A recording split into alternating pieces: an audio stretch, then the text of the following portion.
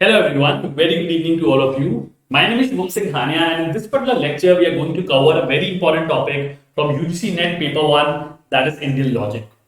मैं उम्मीद करता हूं कि आपने अभी तक अपनी तैयारी शुरू कर दी होगी. Please do not wait for the notification because dates already आ चुकी हैं. आपको पहले से ही पता है कि जून में आपका एग्जाम होने वाला है. So there is no point wasting time.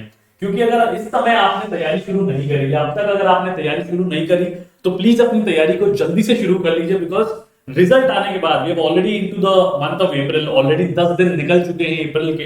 तो आपके पास बहुत ज्यादा टाइम बचा नहीं है फॉर जून 2023 एग्जाम. तो जितनी जल्दी आप अपनी तैयारी शुरू कर लोगे, जितनी जल्दी आप प्रिपरेशन शुरू कर लोगे, उतना ही ज्यादा कॉम्प्रिहेंसिवली आप अपने सिलेबस को कवर कर पाओगे, वेदर इट बी पेपर 1 और weather it B paper 2 commerce and math.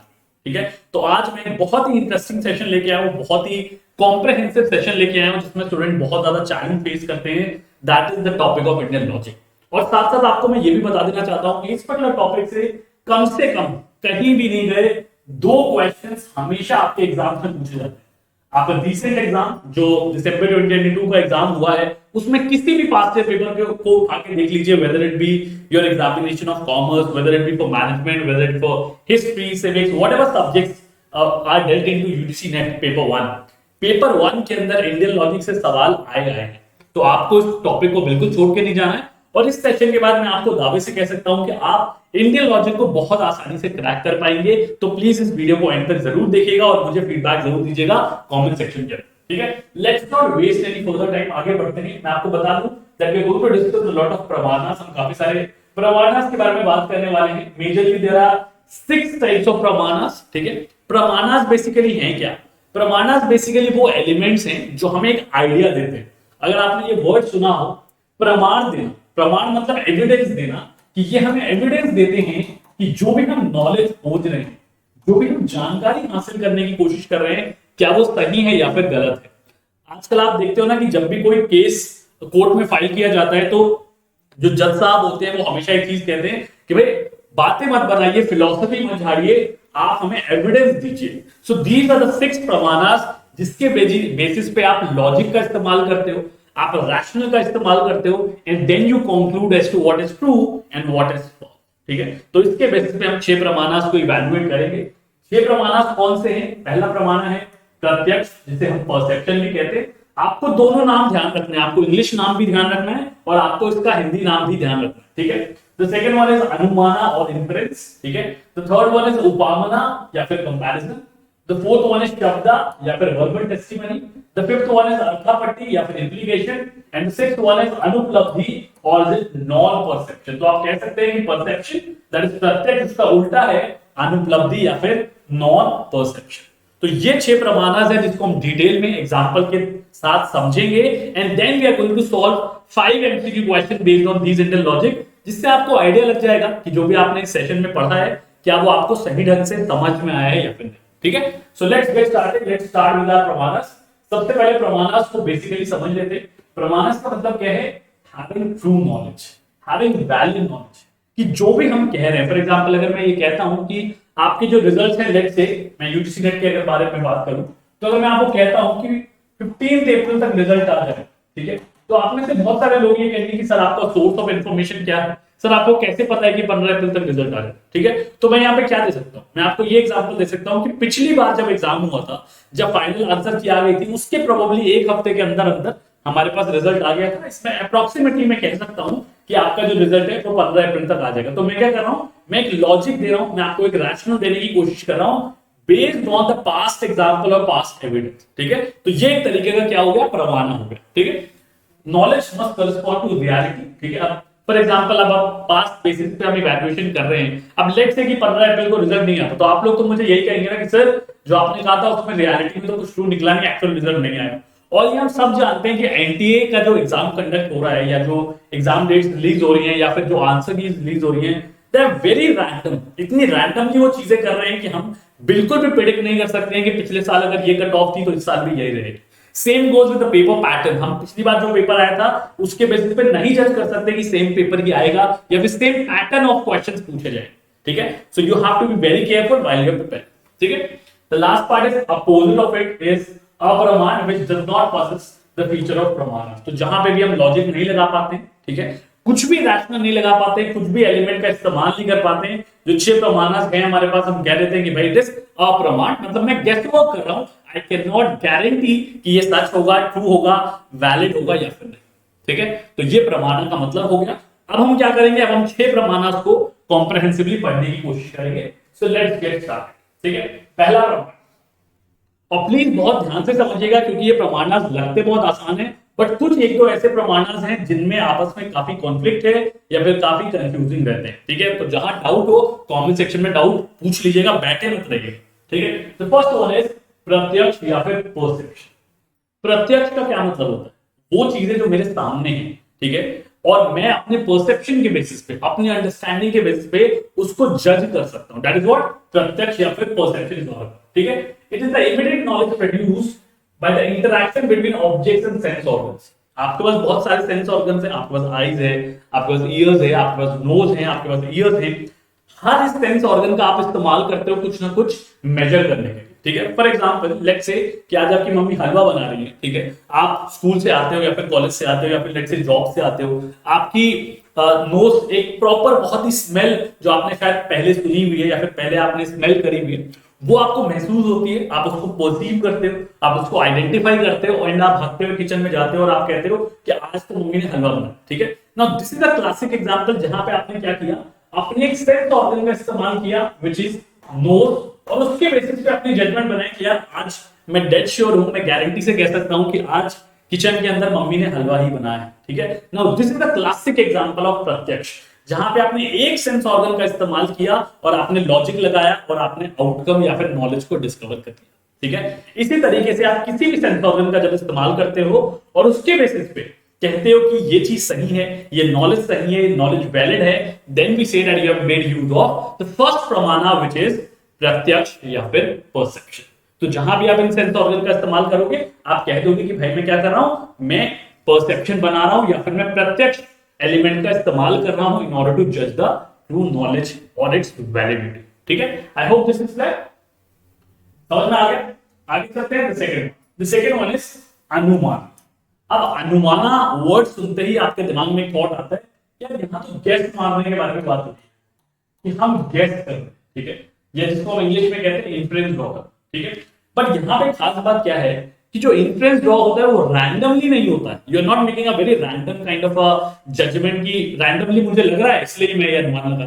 It is based on some past knowledge, कुछ पास्ट एक्सपीरियंस ऐसा है, कुछ पास्ट नॉलेज आपकी ऐसी है जिसके बेसिस पे आप अंदाजा लगा पाते। ठीक है, फॉर एग्जांपल अगर मैं आपसे कहूं कि कोई इंसान रो रहा है, ठीक है, या लेट्स से एक आपने बहुत ही फेमस कहावत सुनी होगी, अगर मुझे मैं ठीक से कहावत रिकॉल कर पा रहा हूं, कि एक इंसान था जो हमेशा ये कहता था कि भाई शेर आ गया, शेर आ गया, और जंगल में सारे लोग भागने लगते थे इधर उधर। ठीक है, एक टाइम क्या हुआ, ठीक है, हर बार वो ऐसे करता था और लोगों का मजाक उड़ाता था। ठीक है, बाद में जब लोग डर के भागने लगते थे तो मजाक उड़ाता था कि भाई मैं तो झूठ बोल रहा था।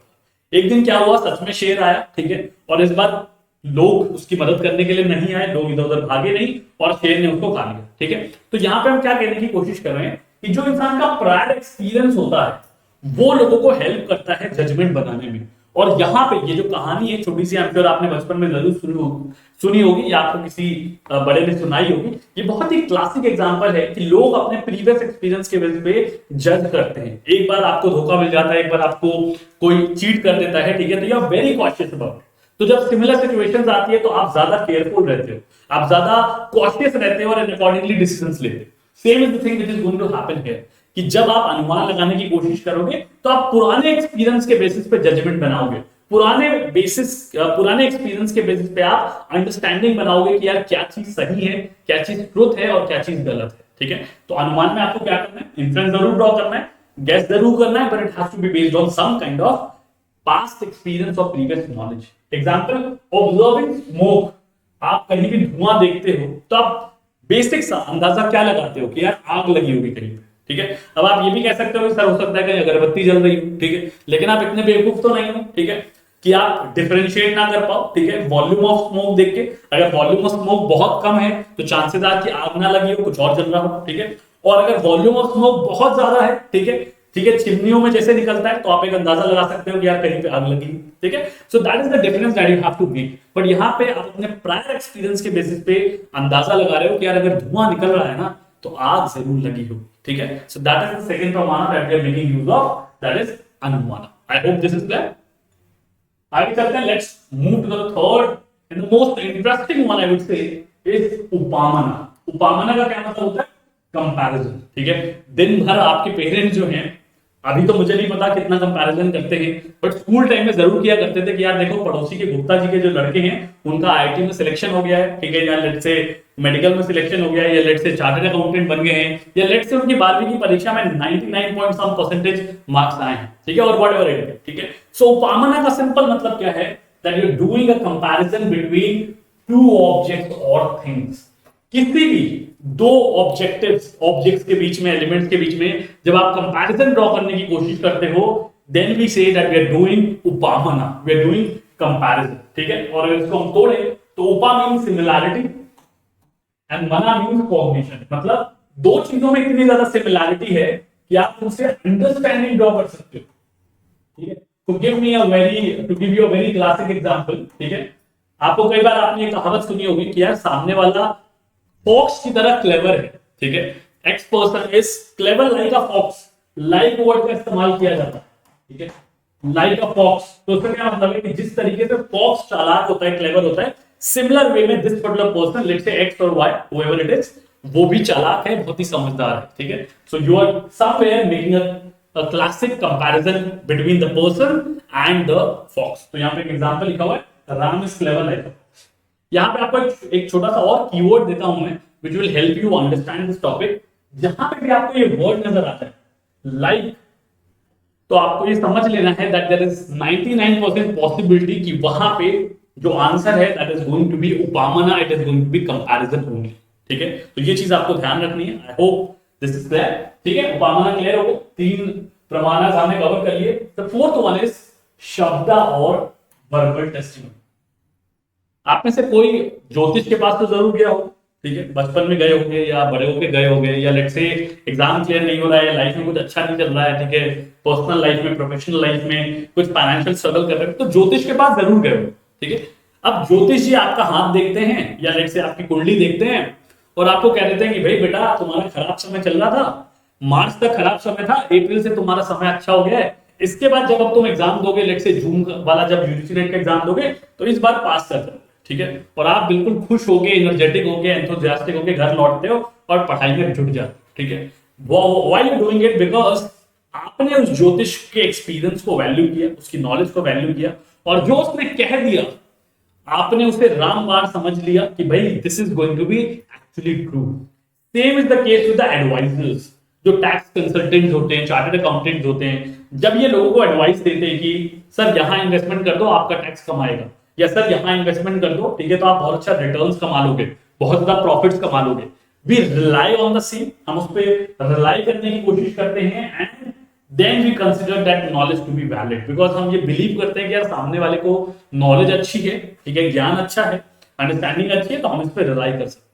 तो वर्बल टेस्टिंग भी यही होती है कि वर्बल नॉलेज जो सामने वाले ने कह दिया, जो सामने वाले ने बोल दिया, ठीक है, उसके बेसिस पे आप उसे सही मान लेते हो। यहां पे सिर्फ एक ही कंडीशन है कि जो सामने वाला पर्सन है he should be a reliable और एन एक्सपर्ट पर्सन, ठीक है। कई बार ऐसा होता है ना कि आप चार्टर्ड अकाउंटेंट का वेट कर रहे होते हो, ठीक है, उसके पहले आपका अकाउंटेंट आपको लाख कह दे कि सर यहां इन्वेस्टमेंट कर दो 15% का रिटर्न आएगा, आप नहीं करोगे, बट एक बार चार्टर्ड अकाउंटेंट कह दे आप तुरंत जाके इन्वेस्टमेंट कर देते हो, ठीक है, एंड यू अर्न। बाद में भले आप कितना भी अर्न करो, बट उस टाइम पे आप रिलाई करते हो उस नॉलेज पे because of the expertise of that person, ठीक है। तो ये हमारा फोर्थ प्रमाण है, दैट इज शब्द और verbal testing. I hope it is clear.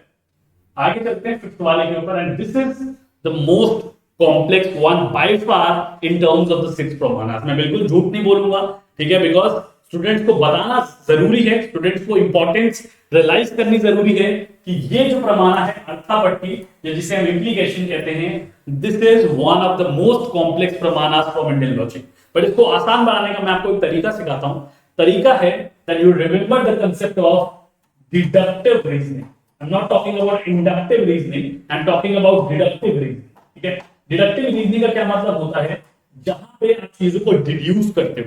Deduce मतलब आपको कुछ जेनरिक स्टेटमेंट दिए जाते हैं, उन जेनरिक स्टेटमेंट्स का इस्तेमाल करके आप स्पेसिफिक स्टेटमेंट की तरफ मूव करते हो। ठीक है, इंडक्टिव में क्या होता है, इंडक्टिव में उल्टा होता है, आपको स्पेसिफिक स्टेटमेंट्स दिए जाते हैं, आप उसका इस्तेमाल करके एक जेनरिक स्टेटमेंट बनाते हो। ठीक है, और यहां पे उल्टा होता है। ठीक है, आपको एक जनरल स्टेटमेंट दिया होता है, आप उससे एक स्पेसिफिक स्टेटमेंट कन्वर्ट करते हो। If I have to give you an example, तो मैं आपको एक एग्जांपल भी दे देता हूं। ठीक है, फॉर एग्जांपल अगर हम डिडक्टिव के बारे में बात करें तो क्या होगा, we are going to move from general to a specific. जैसे मैंने अभी आपको बताया, तो जनरल स्टेटमेंट क्या है, फ्लावर्स आर ब्यूटीफुल। ठीक है, ये एक जनरल स्टेटमेंट है। अब अगर आपको पता है कि रोज इज अ फ्लावर, तो आप क्या कहोगे स्पेसिफिकली कि यार रोज क्योंकि फ्लावर है तो rose is also going to be beautiful. ठीक है, इंडक्टिव में क्या होगा, if I talk about inductive, inductive में we are going to move from specific towards general.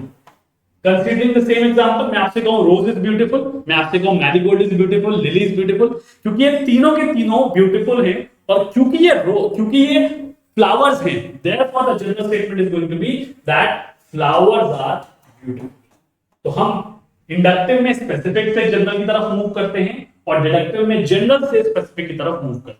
ठीक है, ये चीज समझ में आ गई। अब आपको यहाँ ये सेम लॉजिक लगाना है अर्थापट्टी के अंदर। तो यहाँ पे क्या होगा, आपको कुछ सिचुएशन दी होगी, आपको कुछ फैक्ट्स दिए होंगे, कुछ जनरल फैक्ट्स दिए होंगे, उसके बेसिस पे आपको बेसिकली लॉजिक लगाना है और स्पेसिफिक स्टेटमेंट्स डिराइव करने हैं। ठीक है, देखते हैं। Knowledge is derived in terms of circumstances, जैसे मैंने आपको बोला, it requires two things. First is the observation of facts, जैसे मैंने आपको कहा कि पहले आप फैक्ट्स को ऑब्जर्व करिए जो कि जनरल स्टेटमेंट में गिवन होंगे। Second, पोस्टुलेशन based on that fact, जैसे अभी हमने डिडक्टिव रीजनिंग में क्या किया था, हमने पहले कहा कि भाई फ्लावर्स आर ब्यूटीफुल, ये एक जनरल सी ऑब्जर्वेशन है, जनरल सा फैक्ट है। इसके बेसिस पे हमने एक एनालॉजी ड्रॉ करी कि यार अगर रोज एक फ्लावर है, it is going to be beautiful. ठीक है, same thing you have to do है। एक एग्जांपल दिखाता हूं।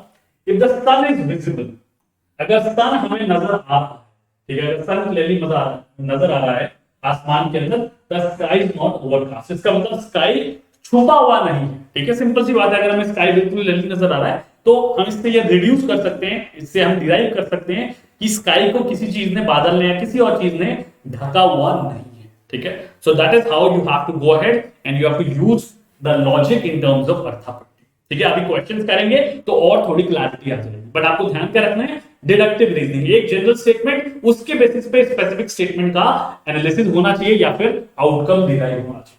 ठीक है, I hope it is clear. Now we are moving towards the last segment of pramanas, the last element that is anupalabdhi और non apprehension. उपलब्धि वर्ड सुना है, पुराने जमाने में लोग कहते थे कि यार राजा महाराजाओं ने बहुत उपलब्धियां हासिल करी हैं। ठीक है, मुगल्स ने बहुत उपलब्धियां हासिल करी हैं। ठीक है, अकबर साहब ने बहुत सारी उपलब्धियां हासिल करी हैं। ठीक है, उसी समय में लोग ये कहते थे अगर कोई बिल्कुल काम नहीं करता था, लेजी होता था, कुछ भी अचीव नहीं कर पाता था, ठीक है, तो उसको हम कहते थे कि यार तुमने तो कुछ भी उपलब्धि नहीं हासिल करी, तुमने अनुपलब्धि हासिल करी है, मतलब तुमने सिर्फ डिजास्टर्स अचीव किए या फिर लाइफ में फेलियर्स अचीव किए। ठीक है, इसका मतलब क्या है कि जब भी किसी भी स्टेटमेंट के अंदर, किसी भी सिचुएशन के अंदर आपको ऐसा दिखे कि नेगेटिव कनोटेशन का इस्तेमाल हो रहा है, नॉट का इस्तेमाल हो रहा है, नो का इस्तेमाल हो रहा है, ऐसे टर्म्स का इस्तेमाल हो रहा है जो ये पोर्ट्रे करते हैं that you have not been able to achieve something, आप कुछ अचीव नहीं कर पाए। ठीक है, नहीं वर्ड का इस्तेमाल हो, नो वर्ड का इस्तेमाल हो, डज नॉट वर्ड का इस्तेमाल हो, then you should get an idea किया अनुपलब्धि यहां पे यूज हो रहा है, बिकॉज उसके बेस पे भी आप कुछ डिराइव कर रहे हैं।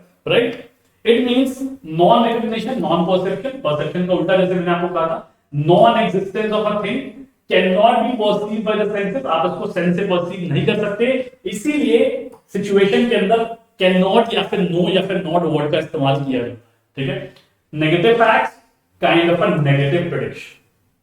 ठीक है, तो ये कुछ छोटे छोटे एलिमेंट हैं जो आपको हेल्प करेंगे आइडेंटिफाई करने में कि आप अनुपलब्धि प्रमाण का इस्तेमाल कर रहे हो in order to make some kind of interpretation. ठीक है, आई होप 6 के 6 जो प्रमाण है वो आपको बहुत अच्छी तरीके से समझ में आ गए। देखो मैं आपको बताऊं, क्वेश्चन कितने भी लेवल पे एडवांस हो सकता है, बट जब तक बेसिक समझ में नहीं आएंगे तब तक वो डिफिकल्ट क्वेश्चन नहीं कर पाओगे। ठीक है, so these were the 6 pramanas. Now I want to give you important information, 2 important information मैं आपको देना चाहता हूं, प्लीज कुछ सेकंड्स लगेंगे, सुन लेना इस चीज को ध्यान से, आपके काम आएगी। हमारे 2 चैनल्स हमने क्रिएट कर दिए हैं। The first one is UGC NET by Anuj Jindal, जिसके आगे edu लगा हुआ है, ठीक है।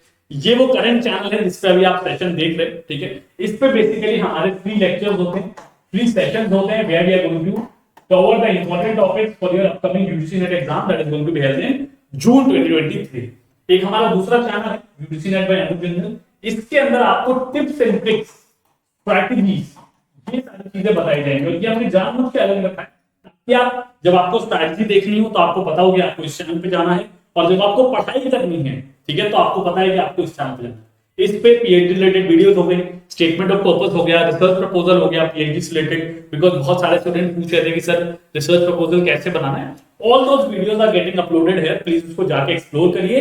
आपकी जो भी डाउट्स हैं वो सारे के सारे यहाँ पे कवर हो रहे हैं, और किसी भी टॉपिक जिसमें आप पढ़ना चाहते हैं, समझना चाहते हैं, तो you can subscribe to this channel. दोनों चैनल्स को सब्सक्राइब करके रखिए, दोनों चैनल्स आपके लिए बहुत ज्यादा हेल्पफुल साबित होंगे, ठीक है। और दूसरी इन्फॉर्मेशन आपको सेशंस की इन्फॉर्मेशन दे दूं कि सेशंस हमारे कब कब होते हैं, ताकि आप ज्वाइन कर सके, पढ़ाई कर सके, ठीक है। देखो अल्टीमेटली पढ़ाई करने से एग्जाम क्लियर होगा, ठीक है, इधर उधर हवाबाजी करने से नहीं होगा, ठीक है। तो हमारे जो सेशंस हैं वो Monday, Tuesday, Thursday, Friday, Wednesday को हम लोग छोटा सा ब्रेक लेते हैं एक दिन का, ठीक है।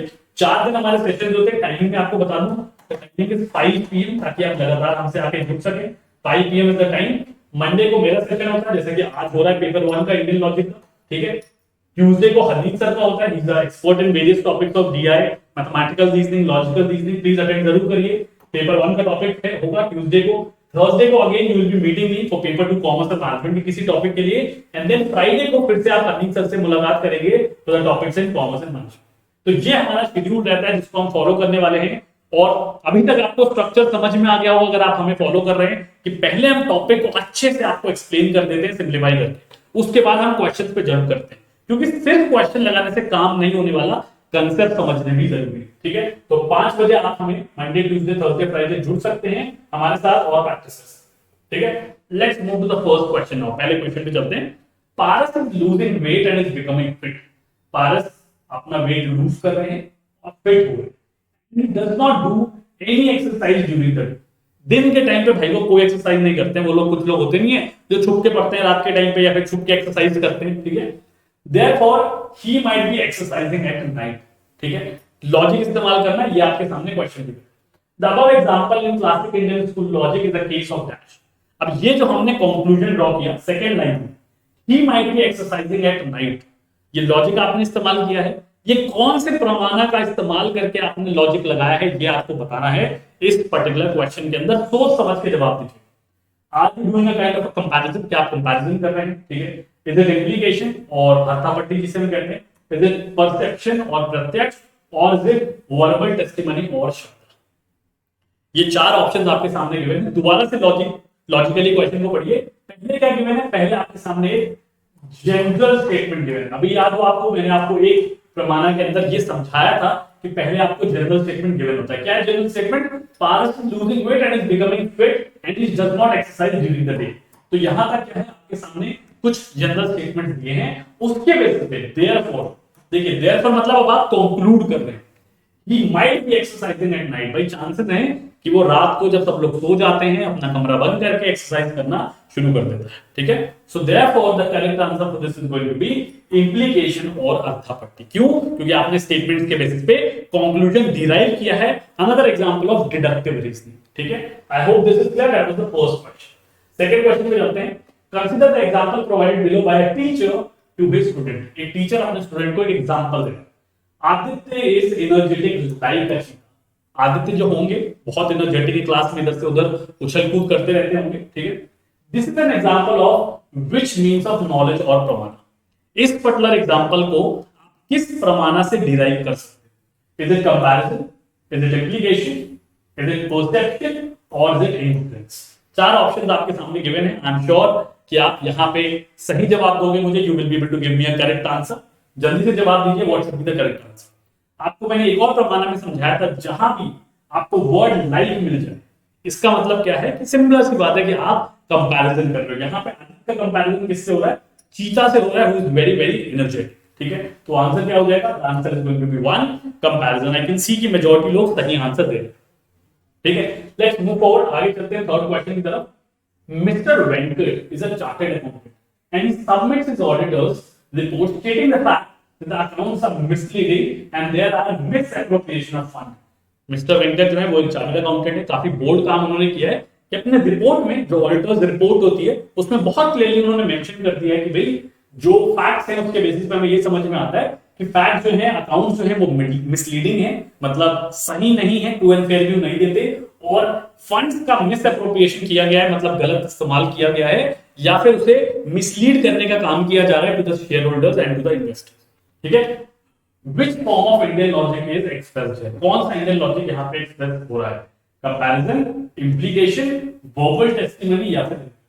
मैंने आपको एक और प्रमाण में बताया था कि जहां भी किसी एक्सपर्ट के बारे में बात की, chartered accountant is an expert in the area of accounts and taxation, ठीक है, सो जहां भी किसी एक्सपर्ट के बारे में बात होगी और उसके बेसिस पे आप रिलाई करके डिसीजन लोगे या अंडरस्टैंडिंग बनाओगे, तो correct answer is going to be shabda और वर्बल टेस्टिमनी। तो थर्ड या फिर सी हमारा सही आंसर हो जाएगा। I hope this is clear. ठीक है, let's move to the fourth question now. चौथे क्वेश्चन पे चलते हैं। Ramesh could not clear UGC NET exam. जो भी रमेश हमारे साथ स्टूडेंट बने हुए हैं, ठीक है, this is not meant for you. मैं चाहूंगा कि आप बहुत अच्छे से एग्जाम क्लियर करें, ना कि सिर्फ नेट बल्कि जेआरएफ भी। बट यहाँ पे एग्जांपल के लिए Ramesh could not clear UGC NET exam, neither he attend the classes. भाई क्लासेस भी नहीं अटेंड करता था, तो क्लासेस भी नहीं अटेंड करेगा तो एग्जाम तो देखो भाई नहीं क्लियर होगा। ठीक है, what kind of Indian logic is being used, कौन सा इंडियन लॉजिक यहाँ पे इस्तेमाल हो रहा है, कंपैरिजन, इंप्लीकेशन, वर्बल टेस्टिमनी या फिर नॉन पर्सन। तो these are the four options, जल्दी से जवाब दीजिए। What should be the correct answer, not, neither. ठीक है, नॉट वर्ड लगा हुआ है, मतलब उपलब्धि नहीं हासिल हुई है, मतलब अनुपलब्धि हासिल हुई है। The answer is going to be D, non perception और अनुपलब्धि। ठीक है, I hope it is clear. Let's move to the last question. और लास्ट क्वेश्चन हमेशा की तरह इसका जवाब मैं नहीं दूंगा, आप लोग मुझे कमेंट सेक्शन में देके बताएंगे। मैं क्वेश्चन फिर भी आपके लिए पढ़ देता हूं। Ritika can infer through smell, smell का इस्तेमाल कर रही है that her mom is cooking something delicious in the kitchen on her birthday. Ritika का बर्थडे है, रितिका अगर हमारे साथ है, रितिका मेरी यहाँ पे रिटर्न्स ऑफ द डे। ठीक है, आपका बर्थडे है और आपकी मॉम जो है वो कुछ कुक कर रही है, आप स्मेल करके बता सकती है कि भाई आपकी मॉम जो है वो कुछ डिलीशियस आज बना रही है आपके लिए, बनाना नहीं चाहिए, आपका बर्थडे है। This is an example of which form of Indian logic, कौन सा इंडियन लॉजिक यहाँ पे इस्तेमाल किया गया, कंपैरिजन, इंप्लीकेशन, परसेप्शन या फिर इन्फ्रेंस।